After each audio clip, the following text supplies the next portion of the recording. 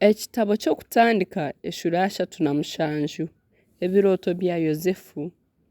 Yakobo akatuura omu nsi ya Kanani ei ishe yashuuhukiiremu. Ebi nibyo byabaire aha ruzaaro rwa Yakobo.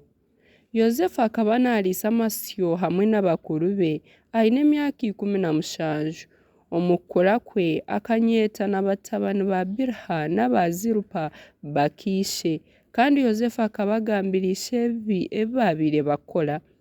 Kandi Isirayiri akaba akunda Yozefu okukira abandi baana be boona, ahakuba akaba ari omwana ou yazaire yabaire omugurusi, nahabwekyo akamubazirira ekanju ndingwa y'amabara.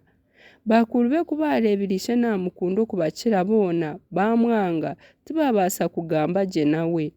Yozefu yaroota ekirooto, ku yakigambiire bakuru be bayeyongyera kumwanga. Yabagira ati, nimbeshengyereza muhurire ekirooto eki ndoosire. Tubaire nituboha ebiba omu Misiri, ekiba kyangye kiimuka kyayemerera, ebyanyu biba nabyo byayemerera byayehinguririza ekyangye byakiinamira. Bakuru be bamubuuza bati, noogira ngu oryaba omugabe wiitu? Buzima oryatutegyeka? Bayeyongyera kumwanga ahabw'ebirooto bye n'ebigambo bye. Yagaruka yaroota ekindi kirooto yakigambira bakuru be naagira ati, ngarukire naroota ekindi kirooto, izooba n'okwezi n'enyonyozi 11 nibinyinamira. Ku yakigambiire ishe n'abakuru be, ishe yamutiisa yamugira ati, ekyo ni kirooto ki ekyoroosire? Noogira ngu nyowe na nyoko na bakuru bawe buzima turyija twinama ahansi omu maisho gaawe? Bakuru be bamugirira ihari, konka ishe yaguma naijuka ekyo kigambo. Bakuru ba Yozefu kugira enaama y'okumwita. Bwanyuma bakuru be baza kuriisa amasyo g'ishebo haihi na Shekemu. Isirayiri yagira Yozefu ati, bakuru bawe tibarikuriisiza Shekemu? Ije mbakutumeho. Yamugarukamu ati, ntuma taata. Ishe yamugira ati, irookora ebe bakuru bawe kubarabe barigye n'amasyo kugarabe garigye, ogaruke ongambire. Nikwo kumutuma akaruga omu ruhanga rwa Heburoni akaza Shekemu. Ku yahikireyo omuntu yamushanga naagyenda omu bwereere, yamubuuza ati, noosherura ki? Ona ati, ninsherura bakuru bangye, ninkweshengyereza ngambire ahu bariisize. Omushaija yamugarukamu ati, bafurukire ahakuba mpuriire nibagira ngu tuze Dosani. Atyo Yozefu yakurata bakuru be yabashanga Dosani.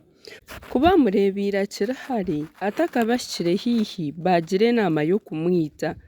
Bagambirana bati, reeba roota yiija.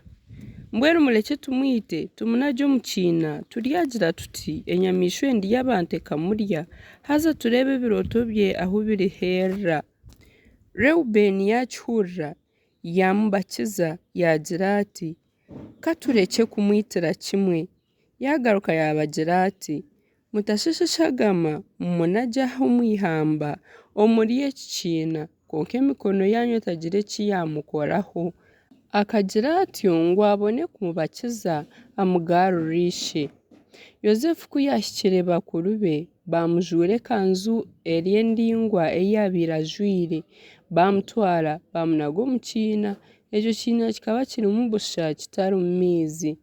Bashutama kurya kubimukiza amaisho bareeba omutwe gw'Abishimayiri nibaruga Gileyadi baine engamiira zeekoriire emigaju n'emibazi na sumuruna nibabitwara Misiri. Yuda yagira beene ishe ati, nikirugasira ki kwita murumuna wiitu tukashereka eshagama ye? Mwije tumuguze Abayishimayiri, emikono yitu ereke kuba niyo yamwita, ahakuba ni murumuna wiitu kandi turi aboorura rumwe. Baine ishe bamwikiriza. Muri ako kanya abashuubuzi b'Abamidiyani barabaho, banu biiha Yozefu omu kiina, bamuguza Abishimayiri shekeri 20 z'efeeza batwara Yozefu Misiri. Reubeni ku yagarukira aha kiina yashanga Yozefu atarimu, yatagura ebijwaro bye, yagaruka hari beene ishe yagira ati, omwana atariyo, mbwenu ntoorehi? Batwara ekanzu ya Yozefu biita empaya y'embuzi bagirabika omu shagama yaayo. Egyo kanju ndingwa bagitwarira ishebo bagira bati, tugwire aha kanju egi, reba kwera aberiyo y'umwana wawe nale tariyo. Yakobo yagimanya yagira ati nekanzu y'umwana wanje enyamishwe ndi y'abantu emuriire tari okubanganisa. Yozefu atagatagwirwe. Yakobo yatagura ebijwaro bye yayezirika ekiguniya yamara ebiro bingi nacurura omwana we. Batabani be n'abahara be boona bimuka bija kumwebesa enaku. Yayanga yagira ati ndyarugaho nshanje omwana wanje okuzimu nincura. Nikwo ishe yamucuriira atyo. Kandi Abamidiyani abo kubahikire Misiri bamuguza Potifari omwe aha bakuru b'engabo za Faraho owabiire ategeka abarinzi.